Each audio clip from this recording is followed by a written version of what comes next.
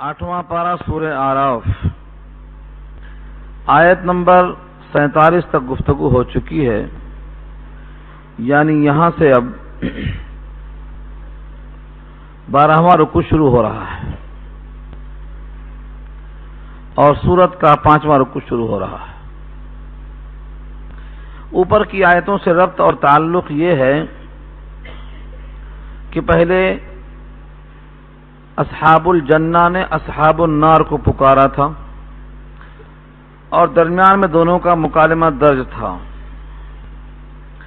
اور اس کے آخر میں آ رہا ہے کہ پھر اصحاب النار پکاریں گے اصحاب الجنہ کو، اور یہ درمیان میں ٹکڑا آیا ہے آراف کا، کیونکہ ہے یہ بیچ میں، اس واسطے ان کا مکالمہ بیچ میں درج کر دیا گیا۔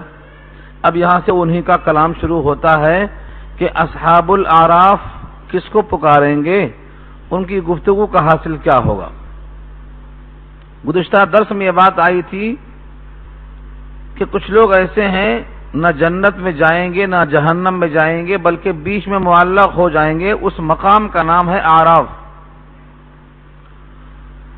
جیسے شہید ہے جس نے اپنے ماں اور باپ سے اجازت کے بغیر شہادت حاصل کر لیا، شہادت کا تقاضا ہے کہ جنت میں جائے، لیکن ماں باپ کی نافرمانی کا تقاضا یہ ہے کہ جنت پر اس کا داخلہ بند ہو جائے، اس لیے وہ معلق رہے گا جب تک اس کے ماں باپ کو اللہ خوش کر کے راضی کر کے جنت میں نہ بھیج دیں گے، تب تک یہ معلق رہے گا۔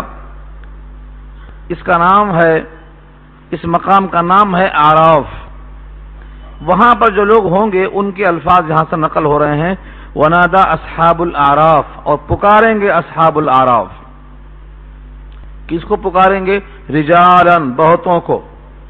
رجال جمع ہے رجل کی، رجل کے معنی مرد، رجال اس کی جمع ہے، اور ساتھ ساتھ نکرہ لائے ہیں رجالاً، نکرہ کامن ناؤن اور معرفہ پراپر ناؤن، یہ متعین نہیں ہے، اسی واسطے رجالاً پر تنوین آئی ہے، اور تنوین برائے تعمیم ہوتی ہے، نکرہ کو بیان کرتی ہے، کوئی متعین نہیں ہے، بہتوں کو پکاریں گے۔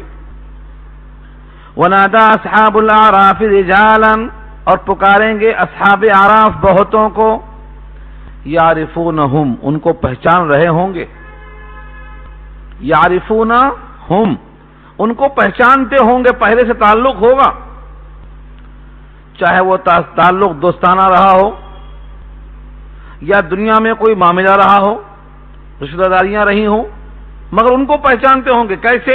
بسیماہم، ان کی پیشانیوں کو دیکھ کر پہچان لیں گے۔ آج بھی تعارف کا ذریعہ پیشانی ہے، چہرہ پورا ذریعہ تعارف ہے، یہاں پیشانی بول کر مراد دیا گیا ہے۔ بسیماہم، سیما پیشانی، ان کی پیشانیوں کو دیکھ کر ان کو پہچان کر پکاریں گے۔ قالو، اور پوچھیں گے، ما اغنا عنکم جمعکم، تمہارے کام میں نہیں آئی تمہاری جمعیت، تمہارا لشکر، تمہارے فالوورز، تمہارے پیچھے چلنے والے، تمہاری ہاں میں ہاں ملانے والے، تمہارے ساتھ چلنے پھرنے والے، بھیڑ کہاں چلی گئی؟ ما اغنا عنکم جمعکم، ما اغنا، نہیں کام میں آیا۔ سورہ لہب یاد ہے زبانی آپ کو، وہاں یہی لفظ آیا ہے، ما اغنا عنہ مالہ وما کسب، ابو لہب کے کام میں نہیں آیا اس کا مال نہ اس کی اولاد، تو وہاں بھی ما اغنا ہے، یہاں بھی وہی لفظ ہے، ما اغنا، نہیں کام میں آیا، نہیں غنا بخشا، نہیں ضرورت کی تکمیل کیا، نہیں حاجت کو پوری کر سکے، انکم، تم سے، جمعکم، تمہاری جمعیت، تمہاری لشکریت، وما کنتم تستکبرون، اور وہ جو تم تکبر کیا کرتے تھے وہ بھی کام میں نہیں آیا۔ تستکبرون، استکبار اس کا مادہ ہے، اصل ہے تکبرہ، بڑا ہونا، اور الف سین تے آ جائے تو بڑائی کو چاہنا، تم جو بڑائی چاہتے تھے، عقل کے چلتے تھے، استکبار فی الارض کے دعوے دار تھے، تمہارا یہ بڑا پن بھی کام میں نہیں آیا۔ یہ دو سوال کریں گے، اور تیسری بات بڑی پیاری ہے، اہؤلاء الذین اقسمتم، ہاں سنو، کیا یہی وہ لوگ ہیں تم جن کے بارے میں قسمیں کھایا کرتے تھے کہ ان کو اللہ کی رحمت نہیں پہنچے گی؟ ایک غریب बेचारा जब देखो नमाज के लिए खड़ा रहने वाला, कपड़े पुराने, मफलूक الحال, दुनिया में बेहैसियत, तुम्हारी निगाह में उसकी कोई औकात नहीं थी, तुम समझते थे इनको हटाओ तो तुम्हारे पास हम बैठेंगे। पीछे वाकयात आ चुके हैं, कुछ कुरैश ने कहा था, ऐ अल्लाह के नबी हम आपके पास कैसे बैठें, आपके दाएं देखो तो फटा पुराना, बाएं देखो तो फटा पुराना, इनको हटाओ तो हम बैठ के आपके साथ कुछ बात करने के लायक समझेंगे। सूरह अनाम में आयत आ चुकी है, अल्लाह ने हुक्म दे दिया आप सुबह शाम पुकारने वालों को अपने पास से नहीं भगा सकते। वला ततरुदिल लदीना यदऊना रब्बहुम, आप मत भगाइए उनको जो सुबह शाम अल्लाह की याद में लगे हुए हैं। यदऊना रब्बहुम, रब को पुकारते हैं, खौफन व तमा, कभी खौफ होता कभी उम्मीद होती। ये अहलुल्लाह को आप मत हटाइए। तो ये कुफार कुरैश की तरफ से पेशकश आ चुकी है। यहां बहुत से लोग आज भी हैं जो गरीब मुसलमानों के साथ खड़े होने में शर्म महसूस करते हैं। सफों में गरीब आया तो नाक भौं चढ़ाते हैं, कोई गरीब आदमी मुतवज्जे हुआ तो कलाम करने को अपनी शान के खिलाफ समझते हैं, और ये समझते हैं कि इन पर खुदा की मार है, खुदा की रहमत इनके ऊपर नहीं है। डींगे मारा करते थे। आहा उलाई, आ माने क्या, हा उलाई यही लोग हैं, अल्लज़ीना अक़समतुम, कि तुमने कसमें खाई थी, ला यनालुहुमुल्लाहु बिरहमह, कि नहीं पाएंगे वो अल्लाह से कोई रहमत, यानी इन पर अल्लाह रहमत नहीं करेगा। नाला यनालु हासिल करना और पा लेना, बिरहमतिन रहमत को। उन्हीं के सामने अब कहा जाएगा उदखुलुल जन्नता, दाखिल हो जाओ जन्नत में। दुनिया वाले समझते रहे कि रहमत के हकदार नहीं होंगे, और उन्हीं के सामने कहा जाएगा दाखिल हो जाओ जन्नत में। ये उनके लिए बाइसे फिक्र और इन मोमिनीन के बाइसे फरहत और खुशी और शादमानी कि तुम कल तक हकीर समझते थे, हमारा तमस्खुर करते थे, मजाक किया करते थे, अब तुम्हारे सामने बहुक्म खुदाबंदी हम उस मकाम पर जा रहे हैं जो रहमतों का मस्कन है। उदखुलुल जन्नह ला खौफुन अलैकुम वला अंतुम तहज़नून, न तुम पर कोई खौफ होगा और न तुम गमगीन होंगे। जन्नत में दाखिले के बाद दो चीजें बड़ी खास हैं, कोई खौफ नहीं होगा।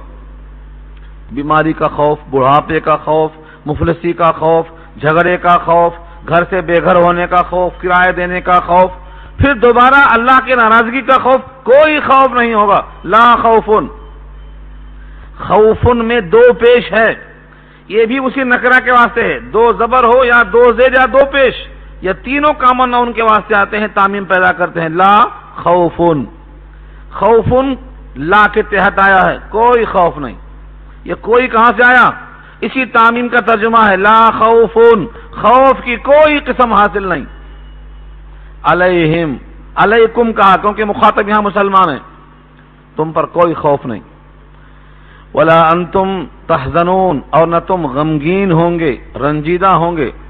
देखो खौफुन इस्म है, इसकी नफी किया, कोई खौफ नहीं, और तहज़नून ये फेल मुज़ारा है, अब न तुमको हुज़्न मलाल है, न आइंदा तुमको रंज करीब आएगा। मुस्तकिल तौर पर तुम मगमूम कभी नहीं होंगे, हमेशा फरहत याब रहेंगे। जन्नती बाहम बड़े खुश खुश होंगे, यहां तक कि दुनिया वाला वो गम, दोनों अच्छे हैं, दोनों अच्छे हैं, एक दूसरे को देख नहीं सकते। हम अच्छे हैं, तुम कैसे अच्छे हो गए? आपको शायद ताज्जुब होगा, दुनिया वाले जानते हैं कि कुत्ता वफादार होता है, सारे इंसान कुत्तों को पालते हैं वफादारी की वजह से, घोड़े को नहीं जानते। हालांकि हमारे इस्लाम में कुत्ते की वफादारी से बढ़कर घोड़े की वफादारी है। घोड़ा रहा तो फरिश्ते भी आएंगे, कुत्ता रहा तो फरिश्ते नहीं आएंगे, यह आयब भी है, मगर यह आयब तो सरसरी है। सबसे बड़ा आयब यह है कि कुत्ता अपने जैसे दूसरे कुत्ते को देखकर बर्दाश्त नहीं करता, यह सिफत बड़ी खराब है उसकी। तो अगर किसी मुसलमान में और दुनिया के किसी इंसान में, चाहे वो किसी मसलक का किसी मजहब का हो, اس میں اگر یہ خرابی آ گئی کہ اپنے جیسے ابھرتے ہوئے بڑھتے ہوئے آگے بڑھتے ہوئے انسان کو دیکھ کر خوش نہیں ہوتا ہے تو یہ صفت کتوں کی صفت ہے، یہ صفت انسانوں کی نہیں ہو سکتی۔ ایک کتا اپنے محلے میں کسی دوسرے کتے کو دیکھ کر برداشت نہیں کر سکتا، کسی بھی وجہ کے بغیر اس پہ حملہ کرے گا، اسے چت کرے گا، اسے باہر بھگائے گا۔ یہ صفت انسان کی بڑی خراب ہے اگر وہ اپنے جیسے انسان پر حسد کرنا لگے۔ کسی انسان کے حسد کرنے کا مطلب کیا ہوتا کہ جس پر رب کریم کی طرف سے عنایات ہیں تم ان عنایات پر معترض ہو، اعتراض کر رہے ہو۔ اللہ تعالیٰ نے کسی بندے کو نوازا ہے، اس کی نوازش پر تمہارا کوئی اعتراض ہے، اس لیے حسد بہت معیوب ہے۔ حسد سے ساری نیکیاں ایسی ختم ہو جاتی ہیں جیسے استرا بالوں کو صاف کر دیتا ہے اور آگ لکڑیوں کو کھا جاتی ہے۔ الحسد یأخذ الحسنات کما تأخذ نار الحطب۔ یہاں اللہ فرماتے ہیں کہ وہاں کوئی مسلمان کسی کو دیکھ کر رنجیدہ نہیں ہوگا۔ یہاں کیا ہے، فلاں صاحب آئے چہرہ اتر گیا، فلاں صاحب آئے چہرہ اتر گیا، فلاں صاحب آئے تو دونوں جمع نہیں ہو سکتے ایک جگہ پر۔ جنت ایسی جگہ ہے جہاں سب کے سب جمع ہوں گے، یہاں تک کہ جنت کے باہر جو نہر حیات ہے اللہ تعالیٰ وہاں ہر ایک کے دل سے کینہ اور کپٹ کو نکال کر دھل دے گا، تب داخل ہوں گے جنت میں۔ اور یہ مت سمجھو کہ خالی فاسق قسم کے لوگ ہوں گے، نہیں، بعض حدیثوں میں آتا ہے کہ بڑے بڑے صحابہ کی جو جنگیں ہوئی ہیں، جنگ صفین اور جمل کی، ان کے درمیان جو اندر سے بات آ گئی تھی، فرمایا ہے کہ شاید ہماری دھلائی کے واسطے وہ نہر رکھا ہے اللہ نے، صفائی کر دی جائے گی۔ کوئی بھی مومن جنت میں نہیں جائے گا اس حال میں کہ اس کے دل میں کینہ ہو کسی انسان کے تعلق سے، دھلائی کے بعد جائے گا اندر۔ یہ ہے آیت اشارہ کرتی ہے۔ تم غمگین کیوں نہیں ہوں گے؟ اس کے اسباب ہم ختم کر دیں گے۔ جن جن کو دیکھ کر تمہیں رنج ہوتا تھا اب نہیں رنج ہوگا، وہ سامنے آئیں گے تو رنج نہیں ہوگا۔ یہاں تک کہ کوئی باپ کا قاتل ہے اس کو دیکھ کے غصہ آتا تھا، وہاں وہ غصہ نہیں آئے گا۔ کیوں؟ اللہ تعالیٰ دل سے اس مادے کو نکال کے صاف کر دیں گے۔ اس کا نام ہے نہر حیات، یہ جنت سے پہلے دروازے میں موجود ہے۔ تو دو صفتیں ہو گئیں، داخل ہو جاؤ جنت میں، نہ کوئی خوف ہے تم پر اور نہ تم کبھی غمگین ہوں گے، رنجیدہ ہوں گے۔ یہ حال کس کا ہو گیا؟ جو اہل اعراف پکارتے رہے جن لوگوں کو، ان کا یہ حال ہے۔ اس کے بعد اب پکاریں گے دوزخ والے، ونادا اصحاب النار، ونادا پکاریں گے۔ بظاہر نادا کیا ہے؟ فعل ماضی ہے، نادا اس نے پکارا، لیکن اس کا تعلق چونکہ اوپر سے آ رہا ہے، ہر ایک کا عطف ہے وَإِذَا، اور جب ماضی پر اذا آ جاتا ہے تو معنی دیتا ہے مستقبل کا، اس واسطے وہ پکاریں گے ترجمہ کیا جائے گا۔ اور دوزخ والے ونادا اصحاب النار، اور پکاریں گے جہنم والے، کس کو؟ اصحاب الجنہ، جنت والوں کو۔ کس نگاہ سے پکاریں گے؟ اب تک تو ان پہ اعتراض تھا کہ یہ جنت کے پیچھے پڑے ہیں، رات دن دین کی باتیں کرتے ہیں، رات دن قرآن کی مذہب کی باتیں کرتے ہیں، رات دن سنت کی باتیں کرتے ہیں، کمانے کی باتیں نہیں کرتے، فیکٹری کی باتیں نہیں کرتے، کھیتی کی باتیں نہیں کرتے۔ ان پہ غضب تھا۔ اب انہی مسلمانوں کو، انہی مومنوں کو جنت میں دیکھ کر، راحت میں دیکھ کر پکاریں گے، کیا کہیں گے؟ ونادا اصحاب النار یا اصحاب الجنہ ان، یہ کہ افیضوا علینا من الماء، پانی کو ترس رہے ہوں گے، پانی مانگیں گے۔ افیضو، پھینکو، افاض یفیضو کے معنی آتے ہیں پھینکنا، اچھال کے دینا۔ ان افیضو علینا، ہمارے اوپر تھوڑا سا پھینکو، کیا؟ من الماء، پانی۔ پانی نہیں پھینک سکتے کیونکہ تم تو آگ میں ہیں، پانی وہاں جائے گا تو بجھ جائے گی آگ، یا آگ پانی کو کھا جائے گی۔ آگ پانی جمع کیسے ہو سکتے؟ تم تو سراپا آگ میں ہیں، یہ پانی وہاں جا ہی نہیں سکتا، اور گیا تو اپنا وجود کھو بیٹھے گا۔ پانی کو ڈالو آگ پر تو دو حال سے خالی نہیں، یا تو وہ آگ بجھ جائے گی، اور یہ ناممکن ہے کیونکہ تم کو رکھا گیا ہے آگ میں، وہ آگ نہیں بجھے گی، اور یا وہ پانی خشک ہو جائے گا۔ تو شکل ہے، ٹھیک ہے۔ او مما رزقکم اللہ، یا اس میں سے تھوڑا بھیجو جو تم کو اللہ نے رزق دیا ہے، او مانے یا مما اس میں سے جو رزقکم اللہ تم کو اللہ نے بطور رزق دے رکھا ہے، کچھ ہی صحیح جو بھی ہو بھیجو۔ ایسا نہیں ہے کہ امید سے بھیجیں گے، امید سے مانگیں گے، جہنم والوں کو کوئی امید نہیں ہوگی۔ جب رب کریم سے امید ان کی ختم ہو گئی ہے تو بندوں سے کیا مانگیں گے؟ یہ نہیں مانگ سکیں گے، مگر کیا کریں گے؟ حد درجہ مایوسی، حد درجہ پریشانی، حد درجہ بھوک، حد درجہ حسرت، اس واسطے اس کا اظہار کر بیٹھیں گے۔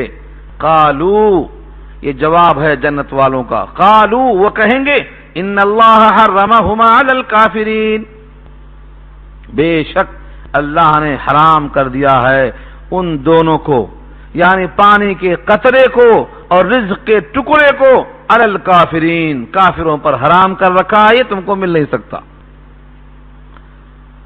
اللہ کی رحمت کتنی وسیع ہے کہ آج کافروں پر نہ پانی بند ہے نہ روٹی بند ہے، اس لیے آئے دن مسلمانوں کے خلاف زہر افشانی کر رہے ہیں۔ اگر اس اللہ نے روزی روک دیا تو اسلام کی محبت سمجھ میں آ جاتی۔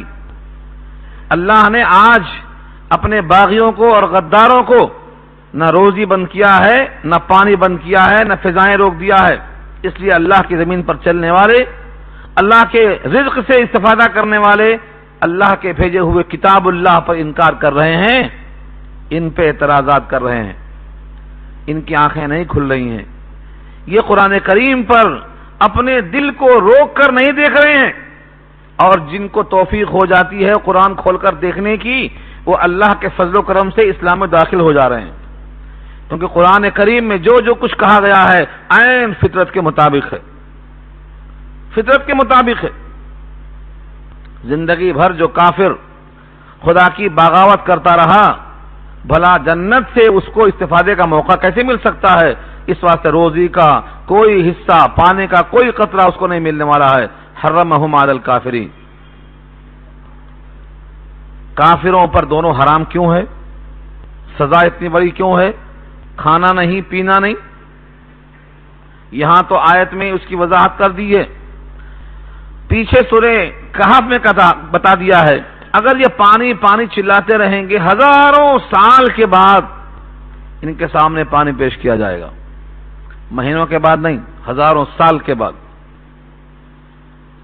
وَإِن يَسْتَغِيثُوا يُغَاثُوا بِمَاءٍ كَالْمُهْلِ يَشْوِي الْوُجُوهَ بِئْسَ الشَّرَابُ وَسَاءَتْ مُرْتَفَقًا۔ سورہ کہف جمعے کو پڑھو، رک کر سوچو کیسا ہم سکون سے پانی پی رہے ہیں، اس پانی پر دل سے الحمدللہ بھولنا نہیں چاہیے، کیونکہ یہی پانی کا قطرہ یہاں تلاش کر رہے ہیں لوگ، ہزاروں سال پانی پانی پانی پکارتے رہیں گے۔ وَإِن يَسْتَغِيثُوا، استغاثہ مانے طلب کرنا، کیا پانی طلب کریں گے؟ سورہ کہف کے الفاظ بتاتے ہیں، یغاثوا پانی دیے جائیں گے، بمائن ایسا پانی، کالمہل تیل کی طرح، چھٹ کی طرح، یشوی الوجوہ منہ کو بھون ڈالے گا، جیسے منہ سے قریب کریں گے پورا منہ جل جائے گا۔ بئس الشراب، پینے کی بہت بری چیز ہے، وساعت مرتفقہ، اور ٹھہرنے کا بہت برا مقام ہے۔ تو یہ پانی ہزاروں سال کے بعد ملے گا، اول تو منہ جل جائے گا، پورا چمڑا نکل جائے گا، اگر تھوڑا بہت اندر بھی چلا گیا تو قرآن کریم کی آیت سورہ محمد میں ارشاد ہے اللہ کا کہ اندر کی اتریاں پوری کٹ کے گر جائیں گی۔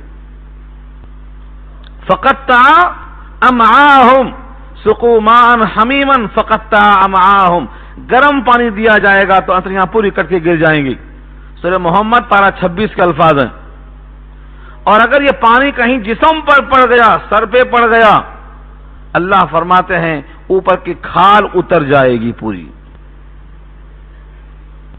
یصب من فوق رؤوسہم الحمیم یسحر بہ ما فی بطونہم والجلود، اندر کا بھی باہر کا بھی سب کٹ جائے گا۔ کیوں؟ یہ رحمت کے لائق نہیں رہیں گے، دنیا میں انہوں نے غداری کی ہے، اللہ کا رزق کھایا ہے، سجدہ غیروں کو کیا ہے، اللہ کا پانی پیا ہے، دوسروں کو گیت گاتے رہے ہیں، اللہ کی فضاؤں میں جیتے رہے ہیں اور تعریفیں کسی اور کی کرتے رہے ہیں، یہ مسلسل باغی ہیں، یہ جس کی زمین پر چلتے ہیں، جس کے آسمان تلے رہتے ہیں، جس کے پانی سے فیضیاب ہوتے ہیں، جن کے جانوروں کا دودھ پیتے ہیں، جن سے شہد استعمال کرتے ہیں، جس خدا کے حکم سے یہ زمین و آسمان بنائے گئے ہیں، ان تمام کی یہ ہمیشہ ناشکری کرتے رہے ہیں۔ اور یہ اللہ کا وعدہ قرآن میں آ چکا ہے، لئن شکرتم لازیدنکم ولئن کفرتم ان عذابی لشدید۔ ناشکری کیا انہوں نے، اب عذاب سخت ہے ہمارا، بھگتتے جاؤ۔ ان کافروں پر جہنم میں اتنی پکار کے باوجود نہ پانی نہ دانہ ملے گا۔ اس کی وجہ کیا ہے؟ اللہ نے بیان کیا ہے، الذین اتخذوا دینہم لہوا ولعبا وغرتہم الحیات الدنیا۔ دو صفتیں بتائی اللہ نے، والذین، جن لوگوں نے اتخذوا دینہم، بنا لیا تھا اپنے دین کو، کیا بنا لیا تھا؟ لہو و لعب۔ لہو اور لعب یہ دو لفظ ہے، دین تو لہو و لعب نہیں ہے، دین تو سمجھداری کی بات ہے، سنجیدگی چاہتا ہے، متانت چاہتا ہے، وقار چاہتا ہے، توجہ چاہتا ہے، اخلاص چاہتا ہے، انابت چاہتا ہے، رجوع مانگتا ہے۔ انہوں نے دین کو مذاق سمجھا ہے، مرضی۔ اللہ کی طرف سے مؤذن کھڑا ہوا ہے، اس کے الفاظ کا مذاق، نماز کا مذاق، قرآن کا مذاق، اس کے حکام کا مذاق، رسولوں کا مذاق، ان کی باتوں کا مذاق۔ آج پورے عالم میں ایک ایک سنت کا مذاق ہو رہا ہے۔ سڑکوں پر لڑکیاں ایسے لباس نظر آتی ہیں کہ معلوم ہوتا ہے کل قیامت ہے، پرسوں نہیں آئے گی، کل ہی آئے گی قیامت۔ آپ اگر تتبع کریں تو جن جن قوموں پر اللہ کا عذاب آیا تھا، جن جن گناہوں کی وجہ سے، وہ سارے گناہ آج اکٹھا ہو چکے ہیں، عذاب آ جانا چاہیے۔ لیکن صرف نبی پاک کی وہ دعا ہے کہ میری امت پوری کی پوری ایک بار کی ہلاک نہ کر دی جائے، اس وجہ سے رکے ہوئے ہیں۔ ورنہ سارے عالم میں قوم ہود ہو، قوم سمود ہو، قوم عاد ہو، قوم فرعون ہو، جن جن پر عذاب آیا، ان کی خرابیاں آپ تلاش کر لو، وہ سب کے سب آج موجود ہیں، سب موجود ہیں۔ لیکن عالمگیر عذاب اسی واسطے نہیں آ رہا ہے۔ تو یہ ہمیشہ مذاق کرنے والے دین کا مذاق کرتے ہیں۔ ٹخنے سے نیچا کوئی کپڑا ہونا جائز نہیں ہے۔ رسول پاک نے واضح کر دیا ہے کہ جو کپڑا ٹخنے سے نیچا ہوگا وہ جہنم میں جائے گا۔ بخاری کی روایت ہے، ما اسفل من الکعبین من الازار فہو فی النار۔ اس حدیث کے ہوتے ہوئے یہودی کا اور نصرانی کا اور مشرک کا لباس اگر ٹخنے سے نیچا ہے تو مجھے کوئی تعجب کی نہیں بات، لیکن جو نبی پاک کے عشق کا دعویٰ کرتا ہو، جو قرآن کریم کو تسلیم کرتا ہو، جو نبی کے حکموں پر جان دینے کو تیار ہو، اس کا لباس کیوں سدھرتا نہیں ہے؟ اس کے دل میں نبی کے حکم کی عظمت کیوں نہیں ہے؟ نبی نے وارننگ دی ہے، ٹخنے سے نیچا جو لباس ہوگا وہ جہنم میں جائے گا۔ کیا نبی کی بات کا یقین نہیں آ رہا ہے یا ان کی دھمکیوں کو ہلکا سمجھا جا رہا ہے؟ یہ ہے مذاق کرنا دین کا۔ ایک مثال دیا ہے میں نے، جائزہ لے کر دیکھو، سارے جہاں سے باخبر، اپنے جہاں سے بے خبر۔ پہلے اپنے گھر سے کام ہونا چاہیے۔ قرآن کریم کی پیشکش پہلے اپنے گھر میں ہو، اپنی بیوی پر، اپنے باپ پر، اپنے بھائی پر، اپنی بہن پر، اپنے کنبہ قبیلے پر قرآن کو پیش کرو۔ تطہیر یہاں سے شروع ہوتی ہے۔ سارا جہان، سارے عالم کی فکر میں ہے، اپنے گھر سے بے خبر ہے۔ ابراہیم نمونہ ہے، انہوں نے پہلے اپنے باپ سے کہا، وَإِذْ قَالَ لِأَبِيهِ وَقَوْمِهِ مَاذَا تَعْبُدُونَ، اپنے باپ سے پہلے کہا، پھر اس کے بعد قوم سے کہا۔ تو دین کا مذاق اڑانے کی شکلیں ہیں یہ۔ فرمایا جنہوں نے بنا لیا تھا اپنے دین کو لہو و لعب۔ لہو اور لعب دو لفظ اردو میں استعمال ہے، لیکن تھوڑا سا فرق ہے دونوں میں۔ الذین اتخذوا دینہم، جنہوں نے بنایا تھا اپنے دین کو لہو و لعب۔ لعب کے معنی کھیل کود جس میں جسمانی ورزش ہو، اور لہو کے معنی ایسا تماشا جس میں ذہنی عیاشی ہو، ذہن مضبوط نہ ہوتا ہو۔ شطرنج کیا ہے؟ یہ لعب نہیں ہے، یہ لہو ہے۔ ٹی وی دیکھنا کیا ہے؟ یہ لعب نہیں ہے، لہو ہے۔ ہر وہ تماشا جس سے ذہنی عیاشی ہوتی ہو ان کو ہم لہو کہیں گے۔ 21واں پارہ سورہ لقمان میں اللہ نے فرمایا ہے، وَمِنَ النَّاسِ من یشتری لہو الحدیث، لوگوں میں سے بعض وہ ہیں جو لہو الحدیث خریدتے ہیں تاکہ لوگوں کو بھٹکائیں۔ لہو الحدیث کا مصداق آج ٹی وی ہے۔ اس زمانے میں کیا تھا مصداق؟ ٹی وی نہیں تھا۔ نبی صلی اللہ علیہ وسلم کے زمانے میں لہو الحدیث سے کیا مراد تھا؟ نبی صلی اللہ علیہ وسلم کی بات، قرآن کی بات صحابہ کرام سنتے تھے، اس میں مشرکین مکہ بھی آتے تھے۔ لوگوں نے کہا نبی سے ان کو دور کرو ورنہ بات سن لیں گے اسلام میں آ جائیں گے، دور دور رکھو۔ تو کیا کریں؟ ایک گویا عورت کو بلایا، مغنیہ جسے کہتے تھے، گانے والے کو بلایا، ڈانسر کو، رقاصہ کو، اور اس کے بعد اس زمانے کی لمبی داستان اشعار کی شکل میں دے دیا۔ اب وہ گاتی تھی اور ناچتی تھی۔ بھلا گانا سننے والے زیادہ ہوں گے یا قرآن سننے والے؟ نہ اس وقت تھے زیادہ، نہ آج ہو سکتے ہیں۔ آج بھی بازو میں گانا لگا دو، دیکھو ابھی آپ یہاں سے آدھا بھاگ جائیں گے۔ گانے کی وجہ سے، گانے کی رنگت کی وجہ سے، اور سو نمائش میدان میں قوالی ہوئی، پورا بھرا لبالب سنا، لبالب بھرا، لیکن قرآن کریم زندگی پوری گزر جانے کے باوجود نہ سمجھ میں آیا ہے، نہ اب تک کوشش ہوئی ہے۔ اور جہاں کہیں درس قرآن ہوتا ہے وہاں لوگوں کو بلانا پڑتا، تشویق دینا پڑتا، سمجھانا پڑتا، ترغیب دینا پڑتا۔ کوئی کام نہیں ہے تب جا کے تشریف لائیں گے۔ اگر کوئی کام نکل گیا تو یہ کام ہی سمجھتے نہیں۔ سب سے چھوٹا اور آخری کام یہ ہے، کوئی کام نہیں ہے، چلو جائیں گے، چھوٹا سا کام۔ تو لہو الحدیث کہتے ہیں ایسی بکواس جو انسان کے ذہن کو عیاشی کی طرف مجبور کر دے، لوگ جڑ جائیں اس کی طرف، چاہے سینما ہال میں ہو، چاہے ٹی وی میں ہو، گانا گانے والی عورت کی آواز فحش کلامی کے ساتھ، ناچنے کے ساتھ، اس کو لہو الحدیث کہا ہے قرآن نے۔ ٹی وی کی مذمت پر یہی آیت کوٹ کی جاتی ہے، 21واں پارہ سورہ لقمان کی یہ آیت ہے۔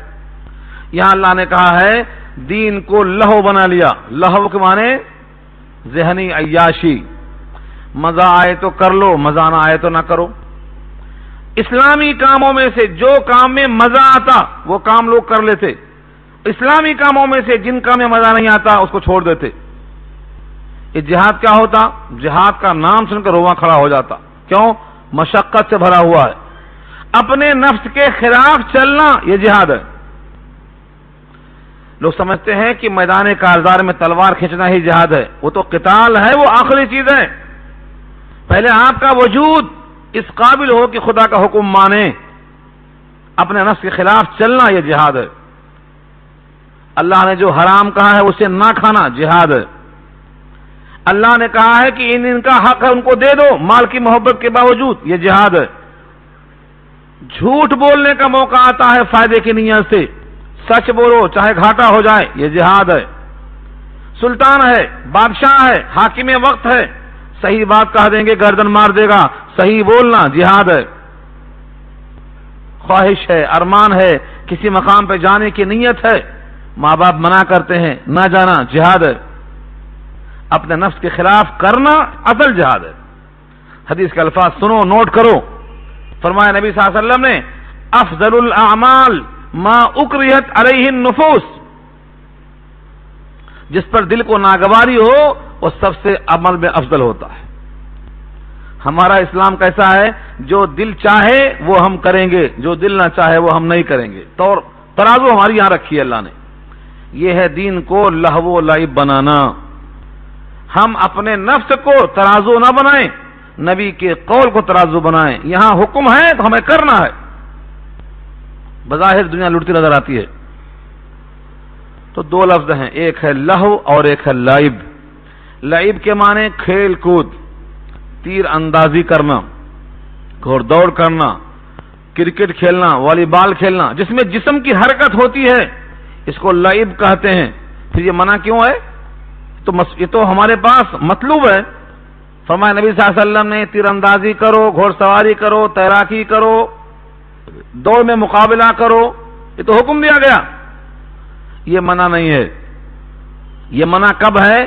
جب اس میں انہماک، اس میں مشغولی، اس میں لگن اتنی بڑھ جائے کہ اذان ہوتی رہے، جماعت ہوتی رہے، ابا پکارتے رہیں، کچھ بھی کام بگڑتا رہے، ہم تو کھیل میں لگے ہوئے ہیں، اب منع ہے۔ یا کھیل کی محبت میں ننگے ہو جائیں، چڈی پہن کے کھیلنا شروع کر دیں، اب منع ہے۔ حکم یہ ہے ناف سے گھٹنے تک ستر ہے، کسی کی نگاہ نہ ڈالنے کا موقع دو، نہ ڈالو۔ ننگے نہا رہے ہیں یا ننگے کھیل رہے ہیں، منع ہے، اب ممانعت آئی اس کی۔ تو ننگا ستر ہونے کی بنا پر منع ہے، نماز چھوٹنے کی بنا پر منع ہے، ماں باپ کی بات نہ ماننے کی بنا پر منع ہے۔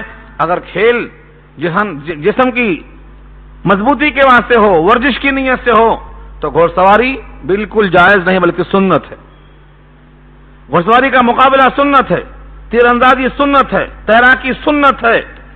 مضبوطی کے لیے، توانائی کے حصول کے لیے، جسم کی پختگی کے لیے بالکل سنت ہے، بلکہ اللہ کا بھی حکم ہے، رسول اللہ کا بھی حکم ہے۔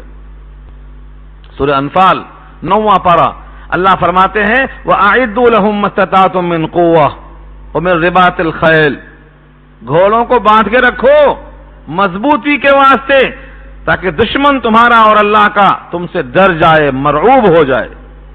حکم دیا اللہ نے۔ تو اس سے معلوم کیا ہوا؟ لعب منع نہیں ہے، ہاں لہو مطلق منع ہے، ذہنی عیاشی مطلق منع ہے، اس واسطے کہ آدمی وہاں بھٹک جاتا۔ جب ذہن بھٹکا تو سارے اندر کے اخلاق اس کے مخرب و خراب ہو جاتے ہیں، فکر ہو جاتی ہے اس کی۔ تو پہلی کیا خرابی ہے؟ جنہوں نے دین کو لہو و لعب بنا لیا۔ ہمارا دین لہو و لعب نہیں ہے، ہمارا دین تو ایسا ہے کہ ہر عمل پر صلے کی دعوت دیتا ہے۔ سبحان اللہ پر صلے کی دعوت ہے، سجدے پر صلے کی دعوت ہے، قیام پر صلے کی دعوت ہے۔ الحمدللہ اللہ نے کوئی کام نہیں کروایا ہم سے کہ اس پر ہم کچھ نہیں دیں گے، تمہیں کرنا ہے، نہیں۔ تمہارے ہر اجر پر تمہیں نگاہ ہونا چاہیے۔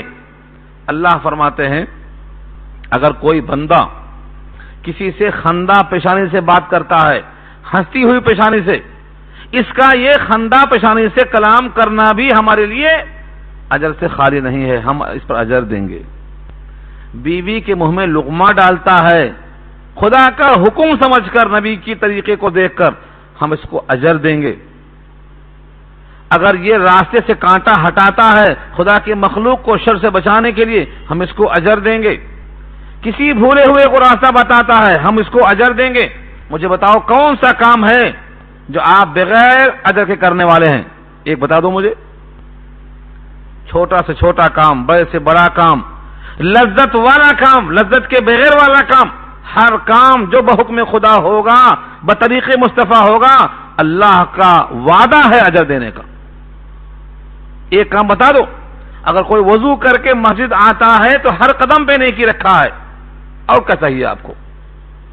ہاں فرق یہ ہے وہاں کا سکہ ابھی نظر نہیں آتا ہے، امریکہ جائیں گے تو ڈالر سمجھ میں آئے گا، مرنے کے بعد وہ سکہ چلے گا جب سمجھ میں آئے گا۔ وعدہ ہے اللہ کا، ایک ایک عمل پر صلہ ملنے والا ہے۔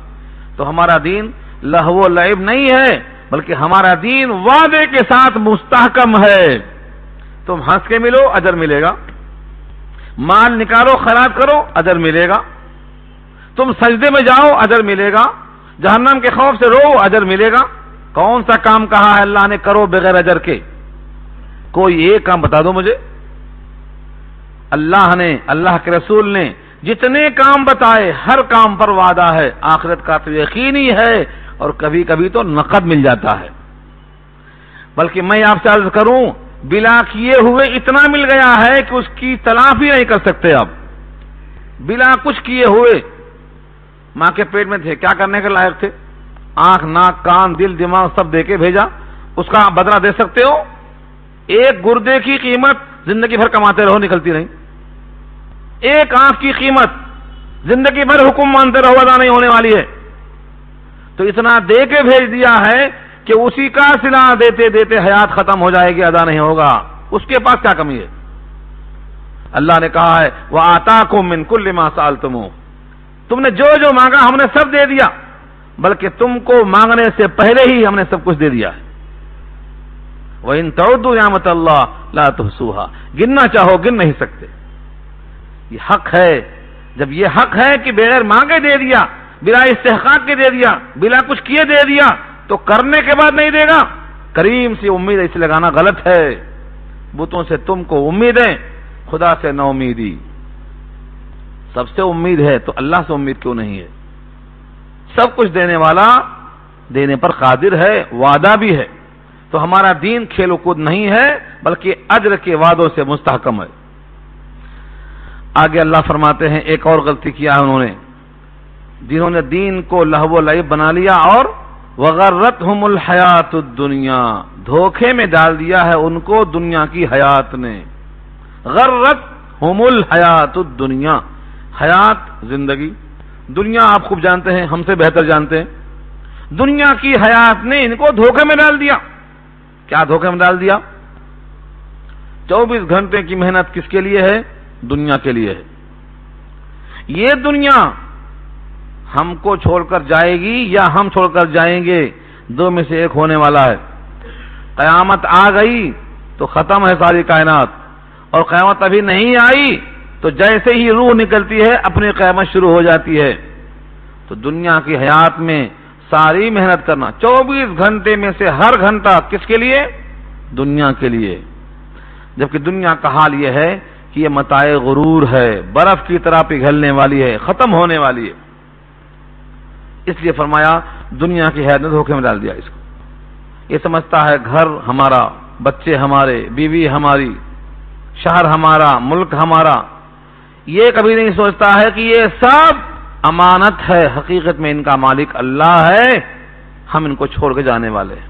ہمیں دیا گیا ہے چند دن، چند سال، چند مہینے، ان کو استعمال کرنے کے واسطے بس. حقیقت میں ہمارا جسم بھی ہمارا نہیں ہے، ہمارے بدن کا چمڑا بھی ہمارا نہیں ہے، ہمارے جسم کی ہڈیاں بھی ہماری نہیں ہیں. یہ سب رب کریم کی امانت ہیں.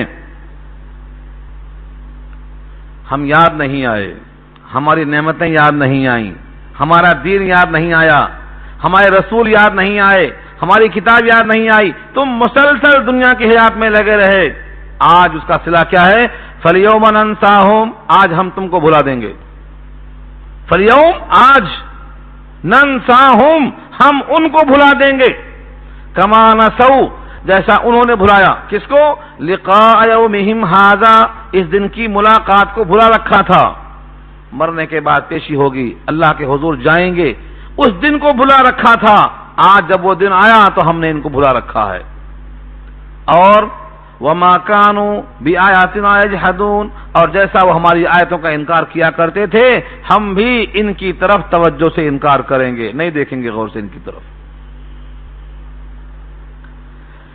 وَلَقَدْ جِئْنَاهُمْ بِكِتَابٍ فَصَّلْنَاهُ عَلَىٰ عِلْمٍ هُدًى وَرَحْمَةً لِقَوْمٍ يُؤْمِنُونَ.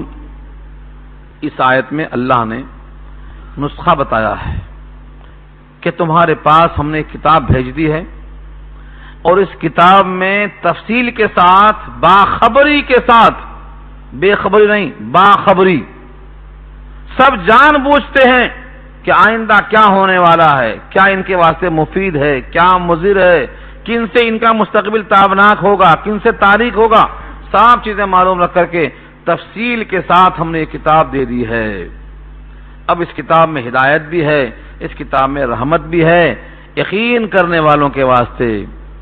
ہم یقین کے ساتھ چومتے ہیں، چاٹتے ہیں، سر پہ رکھتے ہیں، لیکن اس میں رحمت کے حصول کا طریقہ بتایا گیا ہے، ہم اس سے بے خبر ہیں. زندگی گزر جا رہی ہے، بچپن سے بڑھاپا آ گیا، بڑھاپے کے بعد کیا بچتا ہے؟ وہ آخری مرحلہ بچتا ہے. ہم اس مرحلے میں داخل ہو چکے ہیں. لیکن رب راضی کس سے ہوتا، رب ناراض کس سے ہوتا، کیسے وہ خوش ہوتا، ہم ان فکروں سے بہت دور ہے. تو آیت کا حاصل یہی ہے. ترجمہ لفظی دیکھیے، وَلَقَدْ، اور البتہ تحقیق، جِئْنَاهُمْ، دیا ہم نے ان کو. آپ کہیں گے جینا مانے دیا کیسے ہوتا؟ جینا مانے ہم آئے ہوتا. جا یجیو مانے آنا. جا کا صلہ جب بے آئے تو لانا ہوتا. جا کے ساتھ تب با لگ جائے تو لانا. جئناہم بکتاب، یہ بکتاب میں جو بے لگا ہے اسے جینا کا صلہ ہے. ہم لائے ہیں ان کے پاس کتاب، یعنی ہم نے ان کو کتاب دیا ہے، توسط سے دیا ہے، جبریل کے ذریعے سے نبی کے قلب پر نازل کیا، اور قلب مصطفیٰ پہ نزول کے بعد زبان سے نکلوا کر امت کے سامنے پیش کر دیا، اور ایسا محفوظ کر دیا ہے کہ اس کا ایک نقطہ بھی کوئی بتا نہیں سکتا۔ لاکھوں انسان جو دنیا کے لحاظ سے بالکل نکمے ہیں لیکن اپنے سینے کے اندر اس کو محفوظ کر چکے ہیں۔ کائنات اس کتاب کو جلا سکتی ہے لیکن مٹا نہیں۔ ڈیزل ہے یا پٹرول ہے، تمام تفصیل لکھی ہوئی چھاپ کے دے دیا ہاتھ میں۔ جب اللہ نے انسان کو بنایا تو ہر نبی کو اس انسان کے لیے کائنات میں چلنے پھرنے بسنے کے لیے کتاب بھیج دیا ہے۔ یہ کھاؤ، یہ مت کھاؤ، یہ ایسا کرو، یہ ایسا کرو، تمام تفصیل کا نام قرآن کریم ہے۔ جو اپنی حیات کے بعد مستقبل میں تابناک ہونا چاہتا ہے اس کتاب کے مطابق حیات گزارے، کامیاب ہوگا۔ یہ ہے مفہوم اس کا۔ علی علم کا ترجمہ ہے، باخبر ہو کر تفسیر بیان کر دی ہے۔ ہدی و رحمہ، اس کتاب میں ہدایت بھی ہے، اس میں رحمت بھی ہے۔ ہدایت کیا ہے اور رحمت کیا ہے؟ یہ دو چیزوں میں دیکھ لو غور سے۔ ہدایت کے معنی آتے ہیں صحیح راستے پر چلنا، یہاں تک کہ مقام رحمت میں پہنچ جانا۔ رحمت کی سیڑھیاں بہت ہیں، درجات بہت ہیں۔ رحمت سے مراد جنت ہے اور ہدن سے مراد جنت میں جانے سے پہلے کا راستہ ہے۔ نماز میں ہر آدمی ہدایت مانگتا ہے، چاہے وہ نبی رہا ہو یا ولی رہا ہو، ہر ایک کو ہدایت چاہیے۔ کیوں؟ نبی تو ہدایت پر ہیں، ولی ہدایت پر ہیں، علماء ہدایت پر ہیں، صحابہ ہدایت پر ہیں، پھر کیوں مانگ رہے ہیں؟ ہدایت کے درجات ہیں، جس درجے پہ ہیں اس کے بعد کا درجہ مانگتے ہیں، یہاں تک کہ جنت میں جب قدم رکھ دیں گے تو اب رحمت میں داخل ہو گئے، منزل طے ہو گئی۔ جب تک جنت میں نہیں پہنچیں گے تب تک یہ راستے میں ہیں اور ہر ایک اسی ہدایت کا طالب رہے گا۔ صحیح راستہ، صحیح راستہ، صحیح راستہ، یہاں تک کہ منزل مقصود ہے رب کریم کی جنت، وہاں ہم پہنچ جائیں۔ اندر چلے گئے، اب مقام رحمت آ گیا۔ باطنہ فیہ الرحمہ وظاہرہ من قبلہ العذاب، سورہ حدید کے الفاظ ہیں، اندر رحمت ہے اور باہر عذاب ہے۔ یہ ہماری منزل ہے۔ ہم جب تک جنت میں نہ پہنچ جائیں تب تک راستہ بھٹکنے نہ پائے، اسی فکر میں رہیں۔ اہدنا الصراط المستقیم کا ترجمہ یہی ہے، مانگتے رہو، مانگتے رہو، مانگتے رہو۔ ترجمہ لفظی کیا ہوا؟ اور البتہ تحقیق دیا ہم نے ان کو کتاب، تفصیل سے ہم نے اس کو بیان کر رکھا ہے، باخبری پر، ہدایت کے ساتھ۔ رحمت ہے ایسی قوم کے واسطے جو یقین رکھتی ہے۔ اب کوئی کہے کہ ہم کو یقین تو نہیں آ رہا ہے، دل میں بات نہیں بیٹھتی ہے، دل میں بات نہیں اترتی ہے، کوئی تعجب مت کرنا۔ کتنے لوگ تھے جو نبی کی باتیں سن کر بھی کہتے تھے ہمارے قلوب پر کورنگ کی ہوئی ہے، آپ کی بات ہمارے دل میں نہیں اتر رہی ہے۔ نبیوں سے گستاخی مانگتے ہوئے کہتے تھے ہمارے دل میں آپ کی بات نہیں آ رہی ہے۔ ایسے لوگ اس وقت بھی تھے، آج بھی ہیں، آئندہ بھی رہیں گے، ان کے دل میں حق بات نہیں اترے گی۔ ہٹ درمی کی وجہ سے، خواہشات کی بنا پر ان کے دل میں ایسا مرض پیدا ہو گیا، فی قلوبہم مرض، ان کے دل میں مرض ہے، اس مرض کی وجہ سے یہ حق داخل نہیں ہو رہا ہے۔ تو شاید وہ انتظار میں ہیں قیامت آ جائے، فیصلہ ہو جائے، جہنم کا راستہ طے ہو جائے، تب کھلیں گی ان کی آنکھیں، شاید یہ انتظار میں ہیں۔ حل ینظرون، نہیں ہے وہ منتظر، الا تعویلہ، مگر اس کے بعد کے ٹھکانہ لگنے کے، یعنی جو وعدے ہیں اور وعیدیں ہیں ان کا جب وقت آ جائے گا اسی کا انتظار کرتے ہیں۔ اللہ فرماتے ہیں یوم یأتی تعویلہ، جس دن آ جائے گا اس کا نتیجہ، جس دن آ جائے گا اس کا انجام، یقول الذین نسوہ، وہ لوگ کہیں گے جو اس دن کو بھولے ہوئے تھے، من قبل، اس سے پہلے سے، کیا کہیں گے؟ یہ اعتراف کرتے ہوئے کہیں گے قد جاءت رسل ربنا بالحق، تحقیق کی آئے تھے ہمارے پاس رسول حق لے کر۔ جتنے رسول، جمع یہاں رسول، رسولوں نے اللہ کا پیغام سچا لے کر ہم کو پہنچایا تھا مگر ہم نے قبول نہیں کیا تھا۔ اب دو ہی شکل ہو سکتی ہے، فَهَلْ لَنَا مِن شُفَعَاءَ فَيَشْفَعُوا لَنَا، بس کیا کوئی سفارشی ہے جو سفارش کر دے ہمارے لیے، خواہش ہوگی. فہل پس کیا ہے، لنا ہمارے خاطر، من شفعاء کوئی شفیع، کوئی سفارش کرنے والا، فیشفعوا لنا کہ پس وہ سفارش کر دے ہمارے لیے. یہاں پر ان کی یہ خواہش ظاہر ہوئی، ڈھونڈتے پھریں گے کوئی ہے سفارش کرنے والا. سفارش کرنے والا ان کو نہیں ملے گا، کوئی ملے گا تو مفید نہیں ہوگی. اولاً تو کوئی ان کو ملنے والا نہیں، کیونکہ باپ سے ماں، سورہ عبس کی آیت ہے، باپ سے، ماں سے، بھائی سے، بیوی سے، سب سے بھاگے گا انسان. کہیں کچھ مانگتا، شاید ایک آدھ نیکی مانگتا ہوگا، دور بھاگو، دینے کی نوبت نہ آ جائے، بھاگے گا. تو سفارشی کوئی نہیں ملے گا. اگر کوئی سفارشی والا مل جائے تو سفارش کرنے سے پہلے اجازت چاہیے. کس کی؟ من ذا الذی یشفع عندہ الا باذنہ. آیت الکرسی تو یاد ہوگی. الا باذنہ کیا ہے؟ جب تک خدا کا حکم نہ ہو جائے، اجازت نہ مل جائے، سفارش کوئی نہیں کرے گا. اولاً تو کوئی سفارش کے بغیر سفارش کرنے کی جرات نہیں کرے گا. لا یملکون منہ خطابا، خطاب بات کرنے کی جرات کس کو ہوگی؟ کریم اللہ بھی اللہ سے بات کرنے کو تیار نہ ہوں گے، اور نجیب اللہ بھی تیار نہ ہوں گے، کوئی تیار نہیں ہوگا. اولاً تو خطاب اللہ سے نہیں کریں گے. سفارش کرنا چاہیں گے تو اجازت ہونا چاہیے اللہ کی، اور اجازت اسی کے لیے ملے گی اللہ کی جو اس کا مستحق ہوگا، جس میں استحقاق کی ادنا شرط، کم سے کم درجے کی شرط یہ ہے کہ اس میں ذرہ برابر ہی صحیح ایمان ہونا، ذرہ برابر، رائی کے دانے کے برابر، سرسوں کے دانے کے برابر ایمان، یقین ہو، تصدیق قلبی ہو، تب تک سفارش کرنے والا اللہ کے سامنے زبان نہیں کھولے گا. تو یہ کہیں گے یہ فَهَلْ لَنَا مِن شُفَعَاءَ فَيَشْفَعُوا لَنَا. ایک خواہش تو یہ ہوگی، اور ایک خواہش ہوگی ٹھیک ہے سفارشی کوئی نہیں، سفارش نہیں ہے تو کم سے کم ہم کو واپس بھیج دو جہاں سے آئے ہیں دنیا میں سے. اب جو کرتے تھے اب نہیں کریں گے، اور جو نہیں کرتے تھے وہ کریں گے. الفاظ دیکھو، او نردو، یا ہم کو لوٹا دو. نردو فعل مضارع ہے، یہ مجہول ہے، یا ہمیں لوٹا دیا جائے. کہاں؟ جہاں سے آئے تھے واپس. فنعمل غیر الذی کنا نعمل، تو ہم کریں گے وہ جو نہیں کیا کرتے تھے. غیر الذی کنا نعمل، غیر مانے علاوہ اس کے جو ہم کیا کرتے تھے.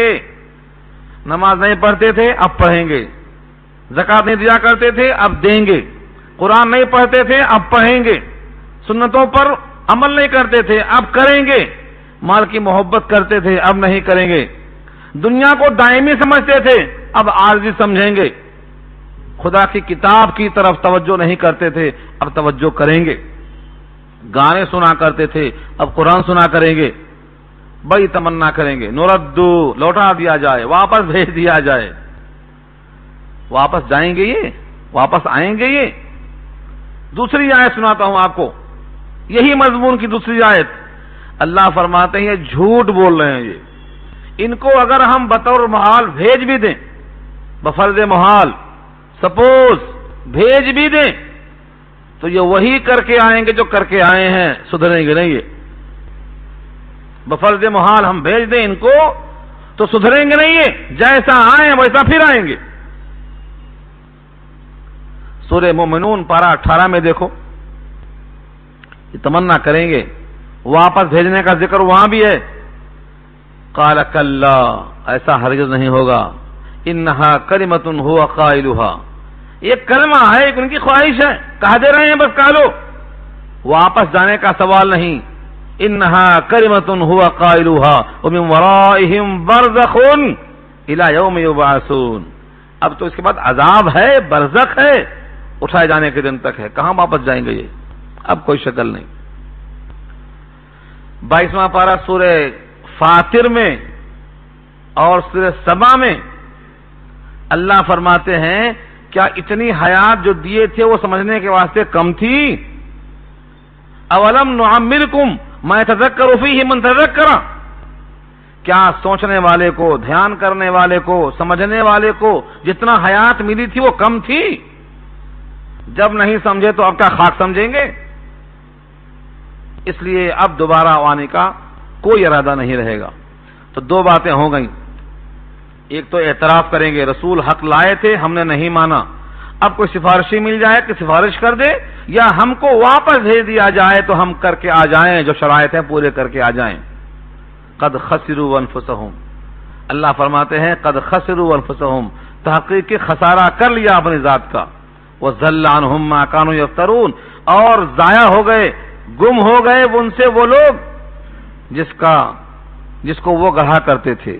یفترون، افطرا کرنا، جو باتیں تراشتے تھے، ہم وہاں جائیں گے، دنیا میں اچھے ہیں وہاں بھی اچھے رہیں گے، ہم یہاں طاقتور ہیں وہاں بھی طاقتور رہیں گے، یہاں بھی جاگیردار ہیں وہاں بھی جاگیردار رہیں گے، یہاں بھی ہمارے پیچھے بہت لمبا لشکر ہے وہاں بھی ہمارا لشکر رہے گا۔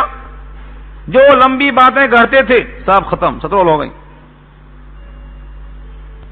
دنیا میں ڈینگیں مارا کرتے تھے سب غائب ہوئے، اب خسارہ ہی خسارہ پڑا ہے، کوئی کام میں نہیں آنے والا ہے ان کے۔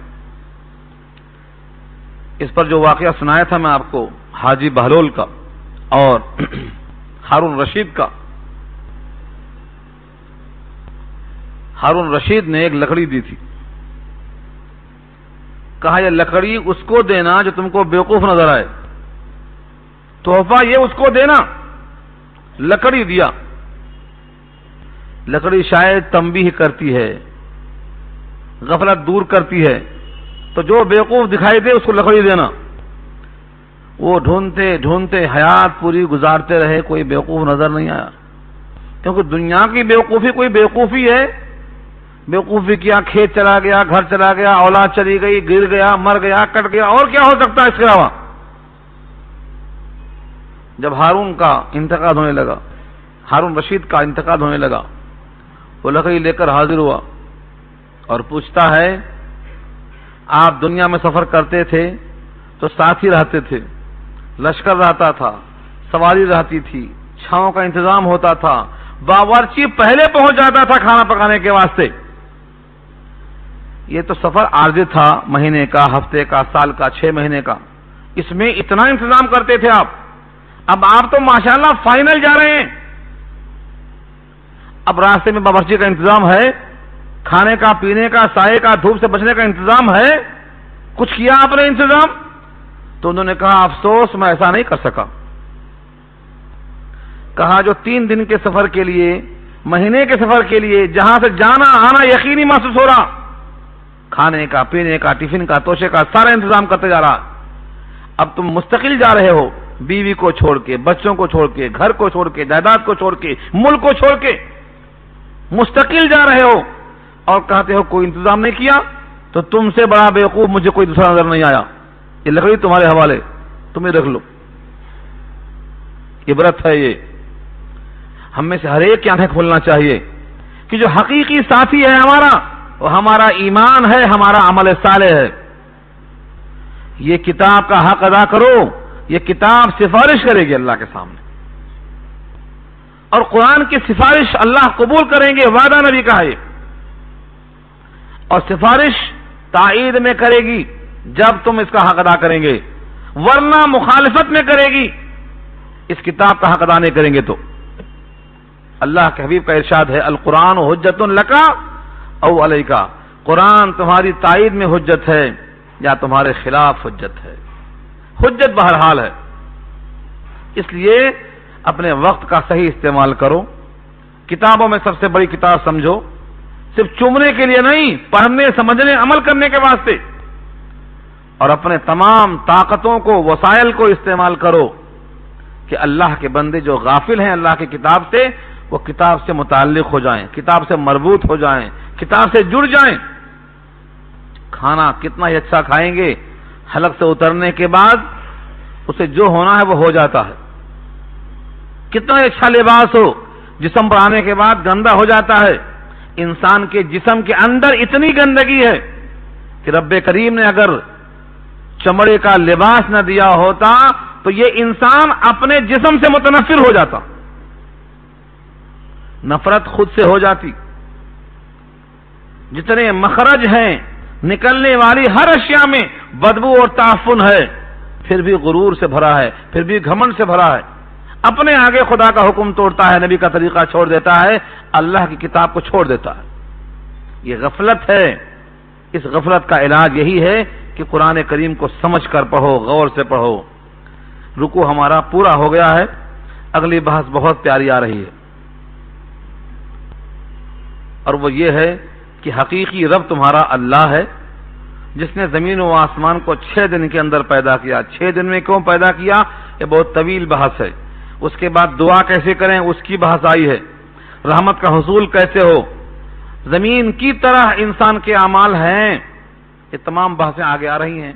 میں انشاءاللہ آئندہ ان پر کلام